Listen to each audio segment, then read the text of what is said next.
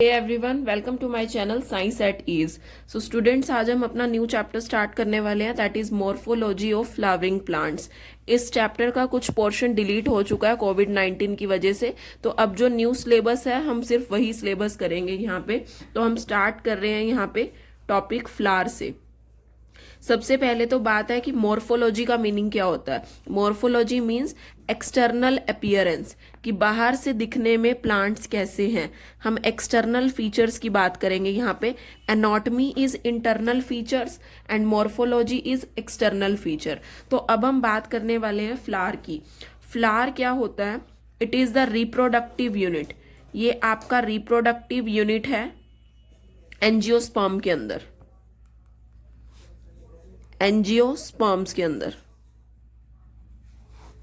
ठीक है, एंजियोस्पर्म मतलब जो फ्लावरिंग प्लांट प्रोड्यूस करते हैं, एंड यही प्लांट आपका यहाँ पे रिस्पॉन्सिबल है for performing the sexual reproduction. So without flower this reproduction is not possible. And flower के 4 होल्स प्रेजेंट होते हैं, जो बिल्कुल नीचे से बेस से जो आपका फ्लावर होता है वो स्वोलन पार्ट में होता है, जिसको हम थैलामस बोलते हैं। टोटल वॉल्स कितने हैं? 4 वॉल्स होते हैं। वॉल्स मतलब जो कवर कर रही होती हैं चीजें फ्लावर को। एंड जो बेस पे प्रेजेंट होता है यहाँ पे फ्लावर के स्वोलन पार्ट होता है, जो उस बेस पार्ट को आप बोलते हो थैलामस, दैट इज थैलामस, या आप उसको रिसेप्टेकल भी बोल सकते हो, और रिसेप्टेकल। ठीक है, और जो ये 4 वॉल्स प्रेजेंट है ये कौन कौन से होते हैं? Calyx, corolla, gynoecium and androecium. Gynoecium and androecium, these are the 4 whorls. और हम गाइनोशियम और एंड्रोशियम को, ये जो कैलिक्स और कोरोला होते हैं, इनको हम बोलते हैं accessory organs. They are known as accessory organs. And जो गाइनोशियम एंड्रोशियम होते हैं, these are known as reproductive organs. These are reproductive organs. They are accessory organs and they are known as reproductive organs. And कुछ flowers के अंदर, like अगर हम lily की बात करें, लिली फ्लावर के अंदर वहां पे जो कैलिक्स और कोरोला होते हैं वो डिस्टिंक्ट नहीं होते, मतलब अलग अलग नहीं होते, अलग अलग नजर नहीं आते। तो ऐसी कंडीशन को हम बोलते हैं पेरियंथ। हमारे कुछ फ्लावर्स हैं जैसे लिली हो गया, लिली के अंदर बेसिकली जो कोरोला और कैलिक्स हैं ये डिस्टिंक्ट नहीं होते। डिस्टिंक्ट मतलब बिल्कुल अलग अलग इनकी आइडेंटिटी नहीं होते। यहाँ पे ये कोलैबोरेट हुए होते हैं, मिक्सिंग फॉर्म में ही होते हैं, प्रॉपर क्लियरली अलग अलग नजर नहीं आते। तो ऐसी कंडीशन को आप क्या बोलते हो? पेरियंथ बोलते हो। ठीक है, और अब यहाँ पे देयर इज 2 टर्म्स, यहाँ पे 2 टर्म्स है हमारी। एक है बाइसेक्सुअल फ्लावर और एक होता है यूनिसेक्सुअल फ्लावर। तो यहाँ पे ये क्या मीनिंग है इनका? अगर फ्लावर के पास दोनों चीजें हैं, एंड्रोशियम भी है एंड गाइनोशियम भी है, then it is bisexual. If it has both androecium as well as gynoecium, male part भी अगर है एंड फीमेल पार्ट भी है, देन इट इज बाइसेक्सुअल। लेकिन यूनिसेक्सुअल कब होगा? या तो उसके पास खाली स्टेमन है, या क्या है, कार्पल है, या मेल पार्ट प्रेजेंट होगा, या क्या प्रेजेंट होगा, फीमेल पार्ट प्रेजेंट होगा, then that condition is known as unisexual. अब हम फ्लावर की सिमिट्री के बारे में बात करेंगे। ये हमने फ्लावर के स्ट्रक्चर के बारे में बात कर लिया, अब थोड़ा फ्लावर की सिमिट्री के बारे में बात करते हैं। सिमिट्री में देखो, फ्लावर की सिमिट्री में क्या आता है? फ्लावर की सिमिट्री के बेसिस पे इसको 2 कैटेगरी में डिवाइड किया गया है। One is actinomorphic and next is zygomorphic. One is actinomorphic and another one is zygomorphic. Actinomorphic को आप रेडियल सिमिट्री बोलते हो। मीन्स आप फ्लावर को किसी भी रेडियस से अगर कट करते हो तो वो इक्वल हाफ्स में डिवाइड हो जाता है। अगर आप फ्लावर को रेडियल सिमिट्री में लाइक किसी रेडियस से कट करते हो तो वो रेडियस उसका 2 हाफ्स में कन्वर्ट हो जाता है. तो here we can say that when a flower can be divided into 2 equal radial halves in any radial plane, किसी भी प्लेन से आप उसे कट करो बट सेंटर से आपको सिर्फ कट करना है, then that type of symmetry is known as actinomorphic symmetry. And actinomorphic के एग्जाम्पल्स हैं आपके. Examples are mustard, datura and chilli. लेकिन जाइगोमॉर्फिक सिमिट्री का मीनिंग क्या होता है? जब आपने फ्लावर को 2 हाफ्स में डिवाइड किया लेकिन वो आपने वर्टिकल प्लेन में कट किया, ऊपर से इस तरीके से कट किया वर्टिकल प्लेन में, then that type of symmetry is known as zygomorphic.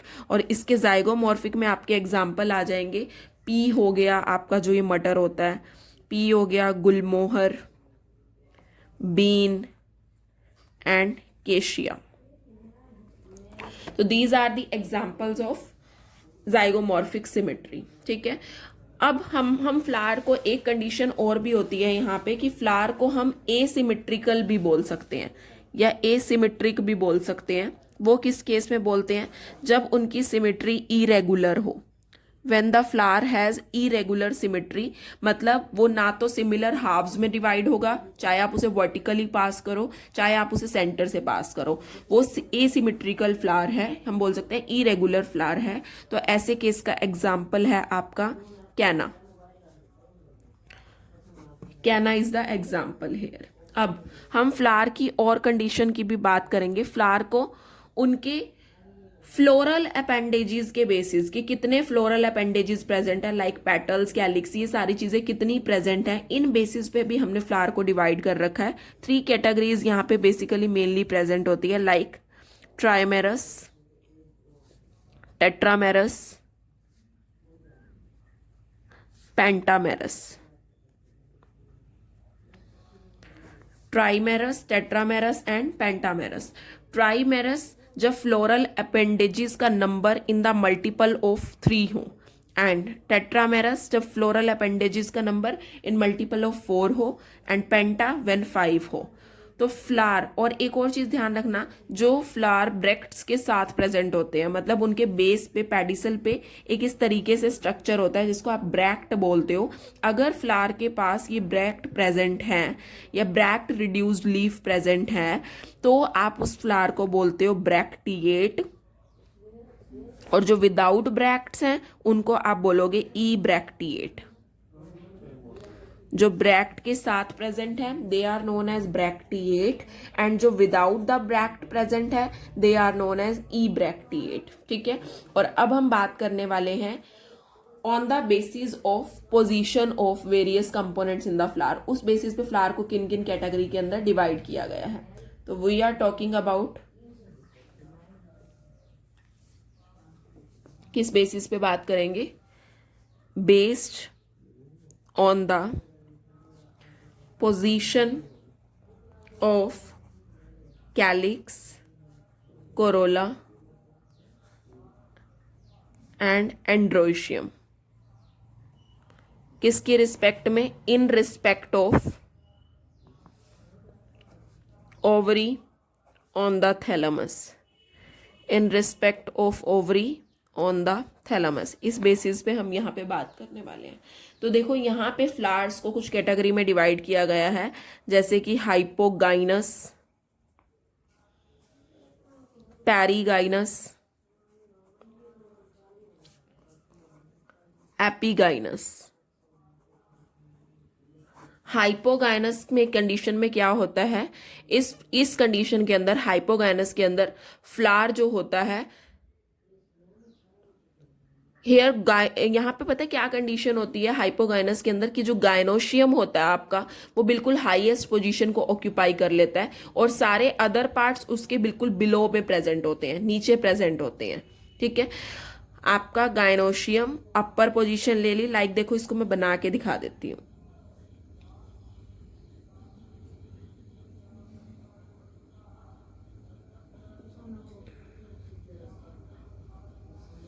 ये आपका गायनोशियम है, जैसे नीचे ये प्लांट का बेसल पार्ट है,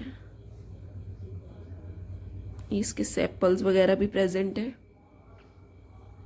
पेटल्स लगा लो, एंथर्स वगैरह लगा लिए। ये थोड़ा सा ना एंथर यहीं से स्टार्ट करो, मतलब कहने का ये देखो गाइनोशियम कहाँ आ रहे हैं, बिल्कुल अपर पोजीशन पे आ रहा है यहाँ पे, तो टॉप मोस्ट पोजीशन पे यहाँ पे प्रेजेंट होता है आपका गाइनोशियम। तो ऐसे केस में हम बोल सकते हैं कि ओवरी इन फ्लावर्स के अंदर कैसी है, सुपीरियर ओवरी है। यहाँ ओवरी को क्या बोल सकते हो, इसी केस में ovaries are superior, they have superior ovary. और इसके अगर हम एग्जाम्पल की बात करते हैं तो एग्जाम्पल में आ जाता है मस्टर्ड, चाइना रोज, एग्जाम्पल्स आपको लर्न करने हैं, एंड ब्रिंजल, ये सारे एग्जाम्पल यहाँ पे आ जाते हैं। और अगर हमारा नेक्स्ट केस है पेरीगाइनस वाला केस, यहाँ पे जो गाइनोशियम होता है ये आपका सेंटर में प्रेजेंट होता है, मतलब हम बोल सकते हैं कि जो रिम जो यहाँ पे थैलामस होता है ना, थैलामस के बिल्कुल सेंटर से निकल रहा होता है आपका गाइनोशियम। आप एनसीईआरटी में इसके डायग्राम को विजुअलाइज कर सकते हैं, वहां पे आपको इन सबके क्लियर कट डायग्राम्स दे रखे हैं इन कंडीशंस के। तो यहाँ पे जो आपका गाइनोशियम है, this is situated in the centre, पूरे सेंटर में प्रेजेंट है, और जो बाकी सारे पार्ट होते हैं वो थैलामस के रिम से निकल रहे होते हैं, मतलब थैलामस का जो एंडिंग पार्ट होता है ना, ऊपर का पार्ट, वहां से निकल रहे होते हैं। और ऐसी कंडीशन को क्या बोलते हो, पेरीगाइनस कंडीशन। एंड यहाँ पे जो ओवरी प्रेजेंट होती है उसको आप बोलते हो कि वो हाफ इंफीरियर है। हेयर द ओवरी इज, यहाँ सुपीरियर नहीं बोलोगे, यहाँ ओवरी आपकी कैसी होगी, हाफ इंफीरियर। ठीक है, एग्जाम्पल जैसे हम बात करें, प्लम हो गया, रोज हो गया, और अपना ये पीच हो गया।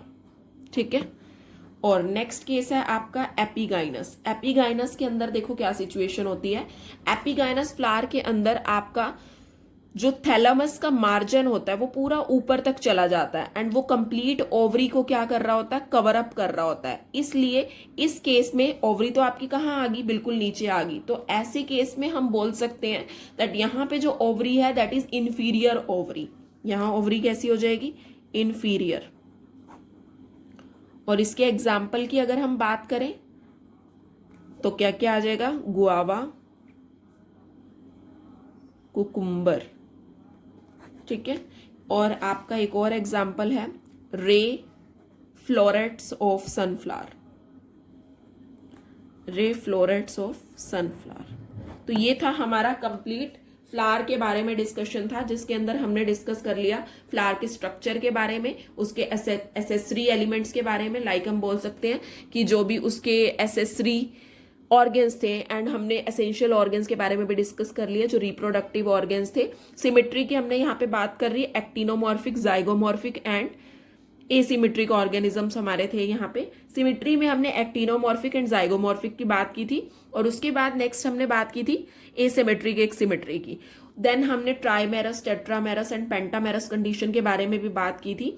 ब्रैक्टेट एंड ई ब्रैक्टिएट के बारे में भी बात कर ली कि जिनके पास ब्रैक्ट होता है दे आर ब्रैक्टिएट, एंड जिनके पास ब्रैक्ट नहीं प्रेजेंट होता they are known as ebracteate. Then हमने डिस्कस कर लिया था कि ओवरी की पोजीशन के बेस पे कि फ्लोरल कंपोनेंट्स या बोल सकते हैं हम कि कैलिक्स, कोरोला, एंड्रोशियम, ये सारे ओवरी के रिस्पेक्ट में कहाँ प्रेजेंट है, उस बेसिस पे हमने 3 कंडीशन डिस्कस की थी, हाइपोगाइनस, पेरीगाइनस एंड एपिगाइनस, जिसमें हमने ओवरीज भी बताया था कि हाइपोगाइनस में ovary is the superior ovary, perigynous के अंदर half inferior ovary, and epigynous के अंदर पूरी इंफीरियर ओवरी। तो ये हमने इस वीडियो के अंदर डिस्कस कर लिया है। आई होप आप सबको समझ आ गया होगा अच्छे से। If any doubt comes then you can comment me here. If any doubt comes then you can message me in the comment section. Thank you so much students for watching this video. अगर आपने channel को subscribe नहीं किया तो channel को भी subscribe कर दो ताकि मेरे आने वाली सारी वीडियोस की नोटिफिकेशन आपको मिलती रहे, and don't forget to press the bell icon. Thank you.